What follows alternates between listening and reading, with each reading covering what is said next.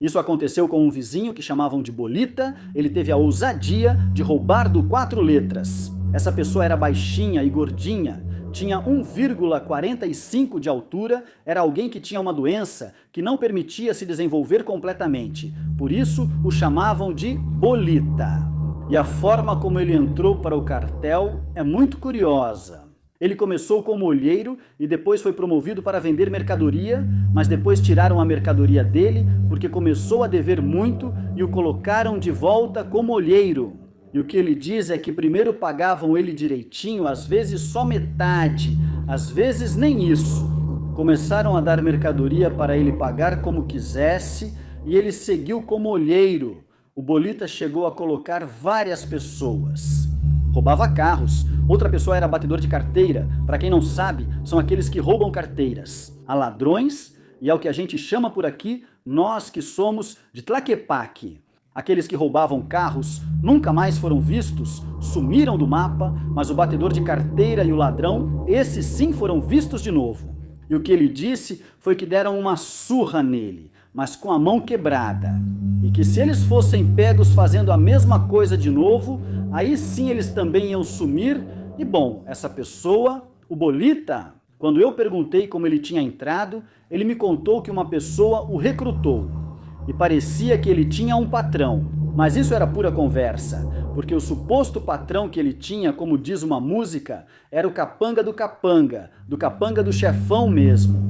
E o Bolita tinha seu posto, seu ponto para vocês entenderem, e o que acontece é que o Bolita, junto com outra pessoa, cometeram um auto-roubo. E quando chega o 4 letras para perguntar o que aconteceu com a mercadoria, o que o Bolita diz é que os policiais chegaram e levaram, e eles acreditaram. Porque é bem sabido que quando os policiais chegam, eles pegam a mercadoria e com uma propina tudo se resolve.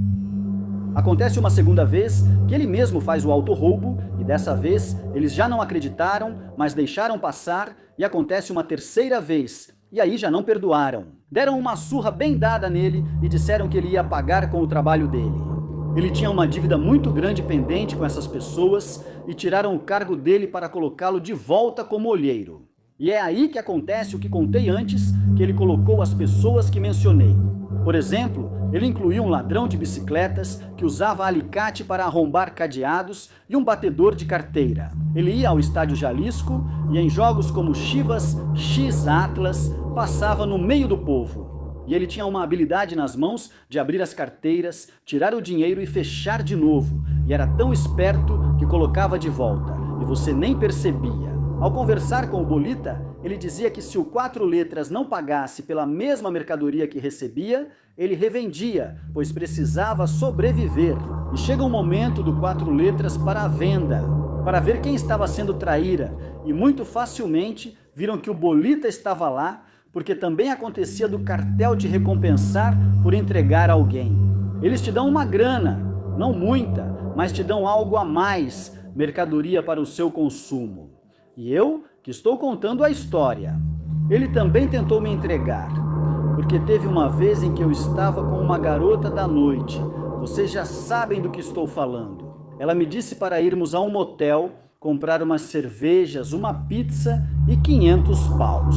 De cri eu, feliz da vida, e quando eu vou com um cara que vende tanto de cri, e o Bolinha que estava ali por perto, vai lá e começa a perguntar por que tanto, se eu já vou vender que não, que eu deveria comprar só um pouquinho. E mesmo explicando para ele tim-tim por tim-tim, no final das contas, ele não acreditou em mim e percebi que durante um mês ele começou a me seguir. Porque eu via ele do lado de fora da minha casa, da varanda, e ele passava perto da minha casa. Ia a pé e depois voltava de moto, até mesmo de madrugada. E muitas vezes eu encontrava ele de frente. E quando eu perguntava o que ele queria, ele dizia que não, nada, que era só isso mesmo. A polícia passava por ali e ele se escondia perto da minha casa, entre os carros, e até meus vizinhos chegaram a perceber.